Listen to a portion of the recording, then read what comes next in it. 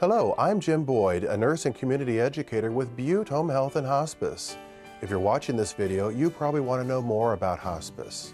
Or perhaps you or a loved one has a terminal illness and you're currently exploring your treatment options. Either way, you'll find this video interesting and informative. In this video, you'll meet our chaplain and one of our medical directors. However, there are many more people on our hospice team. Each of them is passionate about providing the very best care for families and patients. This is a three-part video. Each 8-minute segment covers a different aspect of hospice care. Be sure to watch all three. After the video, if you have any questions, please call us. We can answer your questions over the phone, or a community educator like me can come to your home and meet with you and your family. Enjoy the video, and remember, we're here to help when you need us.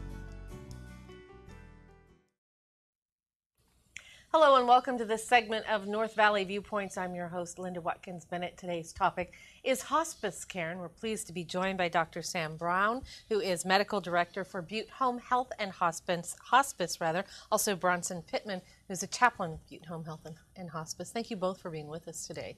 It's We good to be really here. appreciate it. Hospice is a term many people may have heard, but unless they've had direct experience, they probably don't have an idea of what it really is. So I guess we should begin by explaining what it is. Well, let me give you a little concise definition. and basically, hospice is a medical program, and it's Medicare funded, although other insurances do cover it. But it's most often Medicare funded, and usually the costs are paid in full.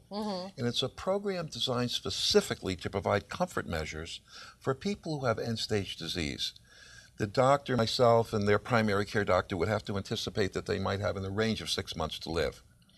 We focus on pain relief. We don't believe anybody should die in any significant amount of pain. And all the other symptoms, whether they be shortness of breath, all of these are pretty much treatable and resolvable with the proper treatment.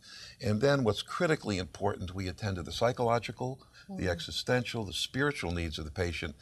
And what I want to really emphasize is that people can experience extraordinary psychological growth during the last phases of their life.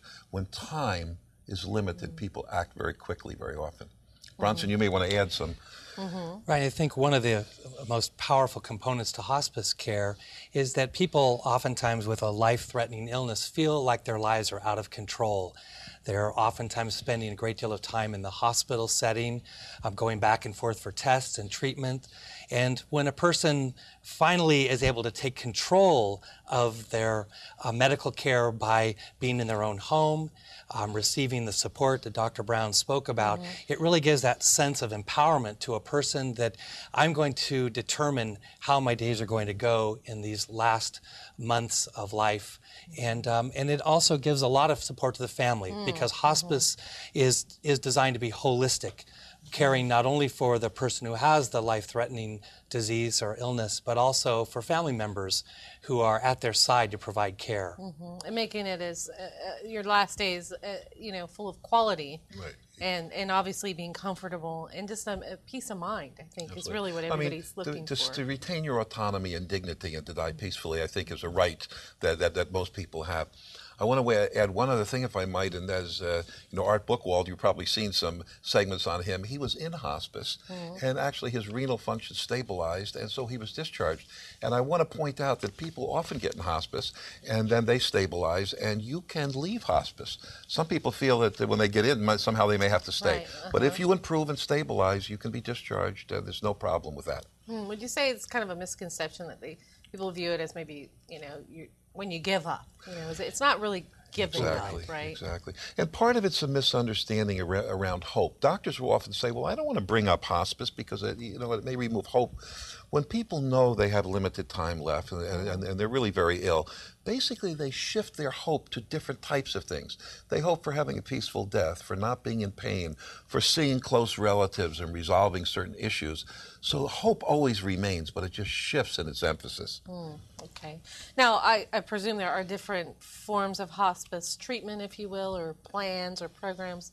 Obviously, there are probably many different individual needs, so this has to be very flexible. Hospice is flexible in that what counts as a home, for example, is wherever the person is living. We do care within the privacy of one's own home, but also in residential care facilities, assisted living facilities, as well as skilled nursing facilities. Hospice is able to provide support in all those different contexts. So when, or even where, is the referral given to someone, or or the suggestion usually presented that you look into your hospice options? This is a really important question because it's actually a problem in hospice that the referrals to us are often late. And ideally, you would expect it to come from the physician or the hospital, which it sometimes does if somebody is not doing well and they realize they need hospice. But basically, your primary care physician is the one that's going to refer you into hospice. But very often it's the client and the family that really needs to bring it up. There's a very interesting study that shows the more your doctor likes you and the longer he's known you, the less likely he is to refer you to hospice until it's very late. And so doctors are subject to denial like everybody else. So in essence, the family can bring it up, the primary care physician. You can even call our agency and ask for some help in how to get into hospice. Is it for people with cancer? Again, we talked a little bit about your situation may improve. Right, and so hospice does cover a wide range of diagnoses. While traditionally people think of hospice care as for people with end-stage cancer, it also is for those with end-stage heart disease, end-stage dementia, and a variety of renal disease and so on that qualify. Any life-limiting illness in which the physician believes that if the disease follows a normally expected course, that person's life expectancy would be 6 months or less. That is what Medicare, for example, requires the physician to agree with. And when you enter into hospice, is there normally a one-on-one relationship with one hospice worker? Is it a team? Is it do you have different people assisting you through the process? It is truly a team. We have our nurse that goes out, initially does the evaluation and evaluates the situation, what the patients need. We have a nurse manager that is a constant in the care. And then we surround this with a team of specialists, of doctors, chaplains, speech therapists, dietitians. So we bring the whole resource of medical knowledge into that person's care. It does sound like it would be costly by today's medical standards, but again, this is often covered by... Well, that's also an important point. Yes, it is Medicare, and there are private insurances that cover it, but all hospices are highly dependent on donation. It's difficult to break even, but it's such a worthwhile field that most people you find in hospice are extraordinarily dedicated human beings. So donations are important, but yes, it is covered by insurance in most cases. And you have to, compassion really would be key for anybody who's working in hospice. Right. You feel we have a consistent group of staff who really feel this is their calling in life, to be a part of families who are sharing this journey through the last part of life together. And so we have a dedicated team of people who establish that rapport and maintain that one-on-one relationship, so that you're not just seeing a whole lineup of people who come and go throughout the time that you're in hospice, but you're seeing the same faces day in and day out, week in and week out through your time of care. And I imagine some very close relationships are forged in that process. Yes, very much so. You grow very attached. Close. And by the way, I should mention Bruce Bronson takes care of this. We offer bereavement services, as all hospices, for a full year after that person passes away. So there's really a lot of support after the person dies. All right, a lot of ground covered, and we have a lot more to go. So we're going to take a break, and we'll be back with more about hospice in just a moment.